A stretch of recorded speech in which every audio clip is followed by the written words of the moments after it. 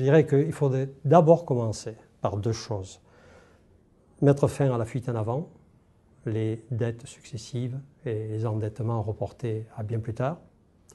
Et deuxièmement, bien distinguer des dépenses de protection sociale, les politiques publiques, qui sont des politiques publiques pour favoriser l'emploi, l'aménagement du territoire, et qui pour une partie pèsent aussi sur les budgets de la protection sociale. Il faut essayer de viser à la fois la justesse économique et la justice sociale.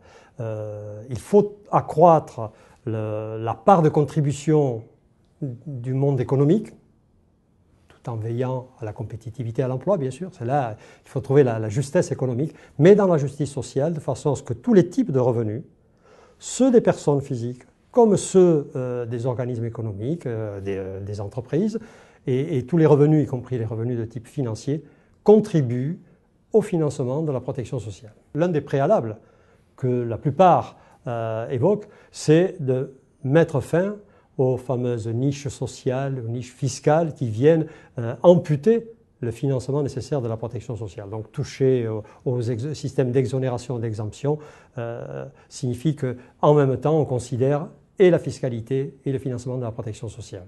Et l'Europe dans tout ça doit être un support.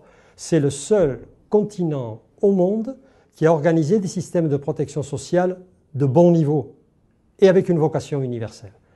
Il faut donc que ce soit à ce même niveau du continent européen, disons de l'ouest de ce continent européen, qu'on trouve ensemble des solutions de financement, ne serait-ce que par exemple pour mettre à contribution tous les produits fabriqués hors de notre sphère et auxquels nous avons recours par le biais de l'importation. Un pays tout seul ne peut pas agir sur la mondialisation de l'économie. Il faut que ce soit dans un cercle solidaire européen, sans doute pas des 27, mais de l'essentiel de l'Union européenne d'aujourd'hui.